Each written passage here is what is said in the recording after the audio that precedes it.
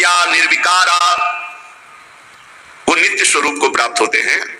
रोज का रोज विकार धीरे धीरे नष्ट होते जाते हैं। ये जो विकार हैं ये उन्माद पैदा करते हैं। प्रमाद स्थिति, प्रमादित कहते हैं करने योग्य कार्य को ना करना और ना करने योग्य कार्य का उत्साह हो जाना, इसे प्रमाद कहते हैं। बहुत खतरनाक है। करने योग्य कार्य में उत्साहहीनता ना करना और ना करने योग्य कार्य में प्रबल उत्साह हो जाना, ये बड़े बड़े बुद्धिमान विवेकियों को भी नीच आचरण में उतार देता है। प्रमाद ये तभी रहता है जब भजन का क्रम टूटता है।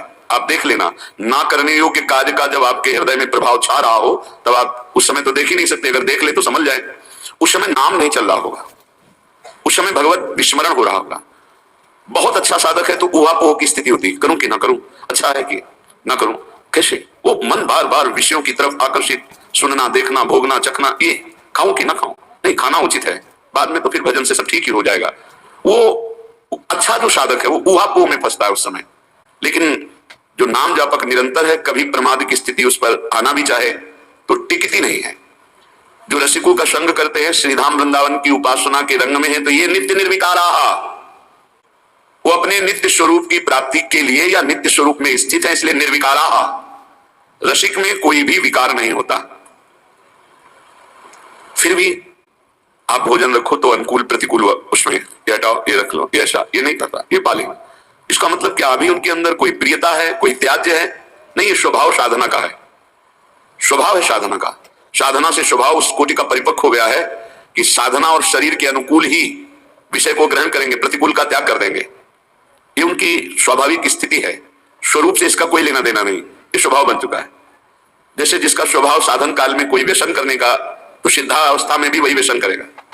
साधन अवस्था में जो प्रिय रुचिकर पाता रहा है वही सिद्धावस्था में भी उसकी रुचि उसी पदार्थ में होगी। यद्यपि उसकी कोई रुचि नहीं रह गई, फिर भी सामने पदार्थ आने पर उसी पदार्थ में रुचि होगी जितनी रुचि पीछे रही है। परिपक्व अवस्था में स्वभाव ऐसा ही बन जाता है जिससे आप परिचय नहीं पा सकते हैं कि स्थिति प्रज्ञ होने पर ऐसा कैसे हो सकता है। तो ये नित्य जो स्वरूप में स्थित है, निर्विकारा, उनमें कोई विकार नहीं होता। वो विषयान ग्रहणंतु मुंचन्तु वा, वो विषयों का त्याग करें तो कोई फर्क नहीं पड़ता, कोई लाभ नहीं। अगर विषय सेवन कर रहे तो कोई हानि नहीं, क्योंकि वास्तविक वो विषय सेवन हो ही नहीं रहा है। निर्विकारा, जो स्वरूप में किंचन मात्र भी स्थिति हुई है, इन विकारों की सत्ता नहीं रह जाती। नहीं स्वात्मा रामम विषय मृग तृष्णा भ्रमयति, मृग तृष्णा अज्ञानी को दौड़ा सकती है कि जल है, लेकिन ज्ञानी को नहीं। जो विवेकवान है, आत्मा राम है, उसको नहीं, क्योंकि उसकी अचाह स्वाभाविक स्थिति होती है। पूज्य राधा बाबा ने एक बार भाई जी से पूछा कि मीठा को देखते ही हमारी रुचि हो जाती है, क्या अभी मीठा में प्रियता है क्या? हमें लगता है क्या ये कमी बकाया रह गई है अभी? पूज्य भाई जी ने कहा नहीं, इस शरीर की कमी है। शरीर को अगर मीठे की मांग है तो मीठा सामने आते ही अभ्यास, पूर्वाभ्यास वो अच्छा लगने लगेगा। तो सिद्ध पुरुषों में भी ये रख दो, ये हटा दो, इसका मतलब उनके लिए कोई प्रिय अप्रिय नहीं है, पर वो स्वभाव साधन काल का वैसे ही चलता है। ये नित्या, वो स्वरूप स्थित, निर्विकारा, वो निर्विकार स्थिति को निरतिशय गुणा, असमोर्ध गुण उसमें प्रकाशित हो जाते हैं। जो श्री भगवान में गुण है वो अंश से उतरते हैं अपने जनों के अंतर्गत। निष्प्रपंच स्वभावा, उनका स्वभाव प्रपंच से अतीत होता है। कितना भी उपदेश कर लो, जो अधेड़ अवस्था तक प्रपंच में रहे हैं, भजन का अभ्यास नहीं किया, हम देखते हैं उनके अंदर केवल केवल प्रपंच वार्ता ही रहती है। केवल प्रपंच मतलब शुद्ध प्रपंच, मिलावट वाला प्रपंच नहीं, थोड़ा प्रभु थोड़ा प्रपंच, शुद्ध प्रपंच, प्रपंच की वार्ता ही उनसे निकलेगी। लेकिन जो बचपन से भगवान के भजन का अभ्यास किए हैं तो अधेड़ तक पहुंचते हुए उनकी कैसी स्थिति होती है?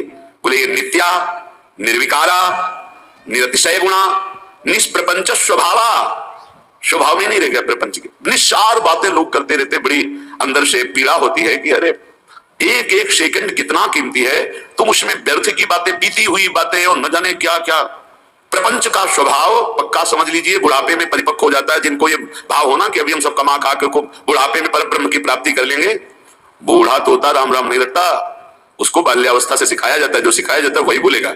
ऐसे ही तुम्हारा मन जो है जीवन में यदि प्रपंच में लगा लिया तो प्रपंच स्वभावा, अगर श्री भगवान में लगाया तो देखो कितना बढ़िया, निष्प्रपंच स्वभावा। भक्तों के पास बैठो, वही प्रभु का नाम, वही रूप माधुरी, वही लीला माधुरी, वही सिद्धांत की चर्चा, कितना महान जीवन हो जाता है। बोले निरतिशय गुणा, असमोर्ध भागवतिक सारे सद्गुण प्रकाशित हो जाते हैं और निर्दोषा, किसी भी प्रकार की दोष वृत्ति भक्तों में नहीं रह जाती परिपक्व अवस्था में। नित्य मुक्ता, वो नित्य जीवन मुक्त महापुरुष होते हैं। कौन? जो वृंदावन का आश्रय, वृंदावन की प्रेम रस उपासना, रसिकों का संग, नाम बाड़ी में चित्त लगाए हुए है। बोले निगम गण समुद गीत, वेद जिसकी महिमा का गान करते हैं वो उसमें स्थित रहते हैं, रस सिंधु प्रभु में। दिव्यानुभावा, वो दिव्य दिव्य भाव में विचरण करते रहते हैं। श्रीपाद लिख रहे आनंद पारा, अपार आनंद में डूबे हुए, संविद रस घन वपुषा, सच्चिदानंद घन स्वरूप उनका सहचरी भाव स्वरूप प्रकाशित हो गया।